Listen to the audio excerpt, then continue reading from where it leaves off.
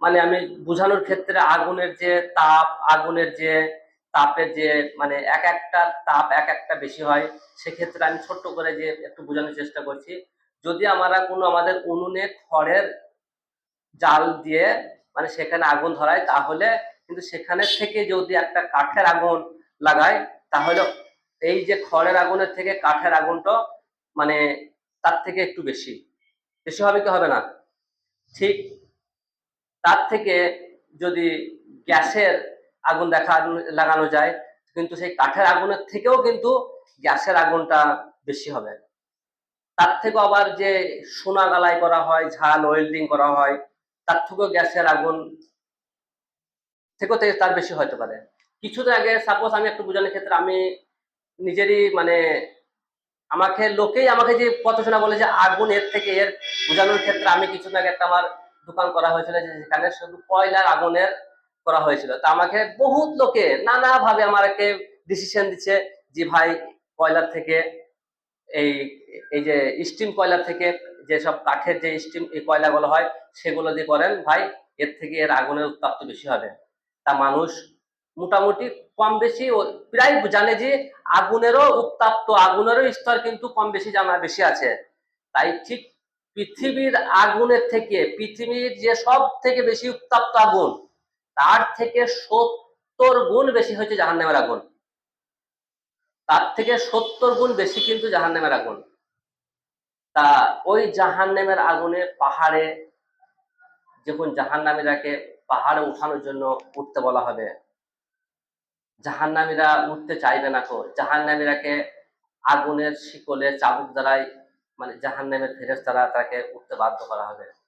তারা উঠবে, আবার যে ই করবে, শেষে উঠবে, আবার নিচে নামবে, আবার নিচে থেকে এরকম তাদের জাহান্নামের এরকমই থাকবে, এরকমই শাস্তি হতে চলবে। যেরকম আমাদের যদি কোনো একজনকে বলা হয় যে একটা লোককে সকাল থেকে সন্ধ্যা অব্দি কাউকে মারতে হবে, পিটাইতে হবে, আমরা হয়তো সকাল থেকে যে 1 ঘন্টায় তাকে যে যেরকম জোরে পিটাইতে পারবো, তার পরের ঘন্টায় হয়তো তার থেকে আমাদের গতি কিন্তু কমবে। এক সময় বিকেল হইতে হইতে হয়তো আমাদের গতিটা একবারে একবারে কমে যাবে, সন্ধ্যা হইতে হইতে হয়তো আমাদের আর হাতই উঠবে না।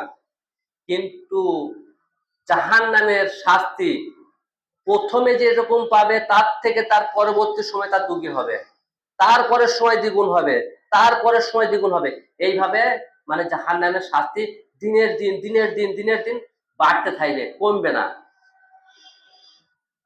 তা যখন এরকম শাস্তি পেতে পেতে জাহান্নামীরা ক্লান্ত হয়ে যাবে এবং চিৎকার আর্তনাদ করতে থাকবে, তখন জাহান্নামীদের জন্য যেসব খাবার উপস্থিত করা হবে, জাহান্নামীদের জন্য যেসব খাবার উপস্থিত করা হবে, জাক্কুম নামক খাদ্য। তা এই যে জাক্কুম যে খাদ্যটি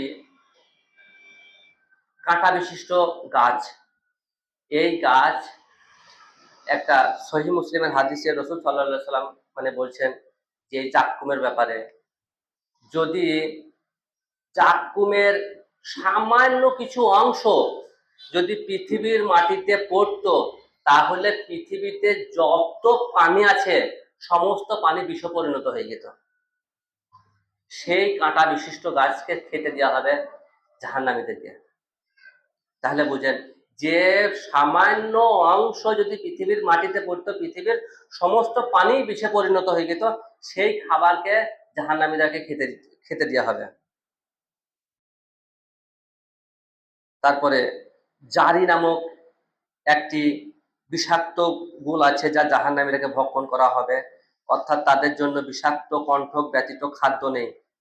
তা এই যে জারি যে খাদ্যটি আছে, এই যে খাদ্য মানে জাহান্নামীদেরকে খাওয়ানো হবে, তাতে তাদের খাদ্য মানে খিদাও নিবারণ হবে না এবং তা পুষ্টিকরও হবে না।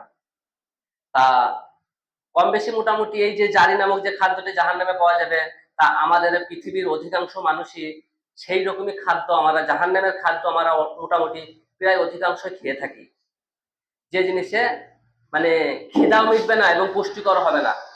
যেরকম আমরা বিড়ি সিগারেট অনেকে কিন্তু খেয়ে থাকি, যা জাহান্নামের যে জারি খাদ্যটি আছে যা খিদাও নিবারণ করতে পারে না এবং পুষ্টিকর হয় না।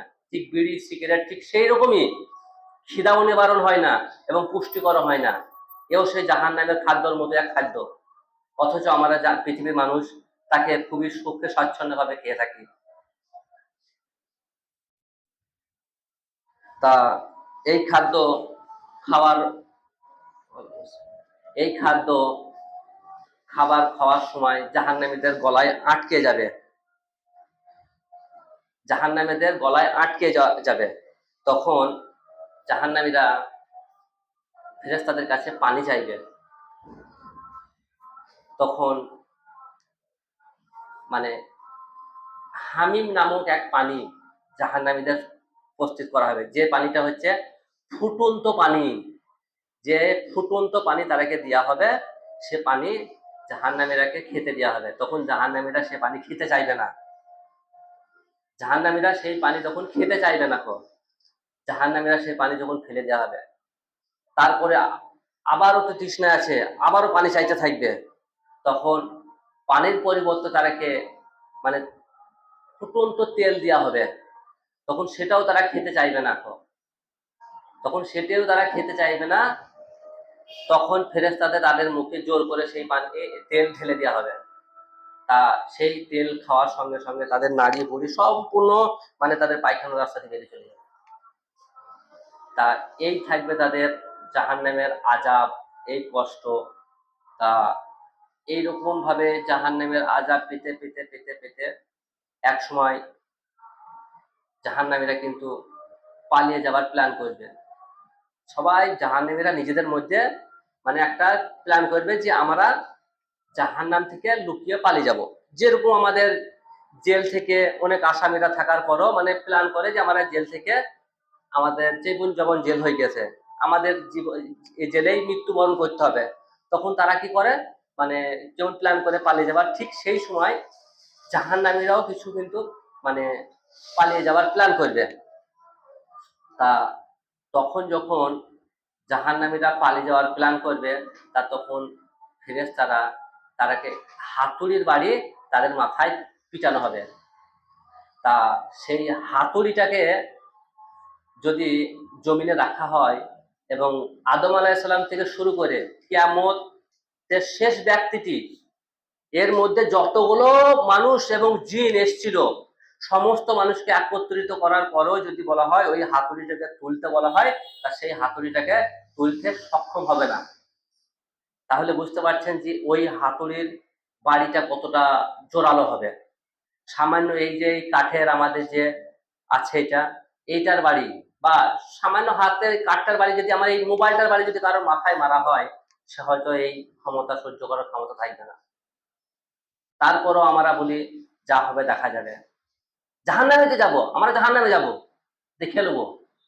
মানুষ নিজের মানে শক্তির এবং নিজের ক্ষমতার ধারণ রাখতে জানে না, মূর্খতার মতো বলে যে যা হবে দেখা যাবে, দেখে নেবো। তা এরপরে পরে যখন জাহান্নামের মানে জাহান্নামীদের মধ্যে আলোচনা হবে, কিছু ব্যক্তি বুজুর্গ আছে যারা মানে জাহান্নামীদের সেই সব জাহান্নামীরা তাদের অনুসরণ করত। যেমন আমাদের মধ্যে কিছু আছে অনুসরণ করে চলি, অমুক জনার অনুসরণ করে, তমুক জনার অনুসরণ করে, এর অনুসরণ করে, তার অনুসরণ করে।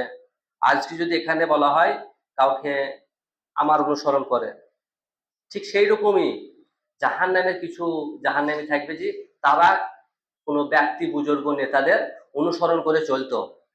তারা তখন তাদের কাছে বলবে তোমরা আমাকে বাঁচাও, তখন তারা বলবে আমাদের কিছুই করার নেই। এক সময় যে ইবলিস শয়তান জাহান্নামীরাকে দেখে, এক সময় ইবলিস শয়তান জাহান্নামীরাকে দেখে বলবে তোমরা তো আমার থেকেও নিকৃষ্ট, তোমরা তো আমার থেকেও নিকৃষ্ট, আজকে যে তোমরা আমাকে দোষ দিচ্ছ, আমি পথভ্রষ্ট হয়েছি ইবলিসের জন্য, শয়তানের জন্য। তখন ইবলিস তো বলবে তোমরা তো আমার থেকেও নিকৃষ্ট, কারণ তোমাদের কাছে কি যুগে যুগে রসুল আসেনি, তোমাদের কাছে কি আল্লাহর কোনো বাণী আসেনি, যে তোমাদেরকে সতর্ক কেউ করেনি, স্পষ্ট প্রমাণ পাওনি? তখন তারা বলবে পেয়েছিলাম। তখন ইবলিস বলবে, আমি কি তোমাদেরকে কোনো মানে দেখারও প্রমাণ দেখিয়েছিলাম? আমি প্রমাণ কিচ্ছু দেখাইনি।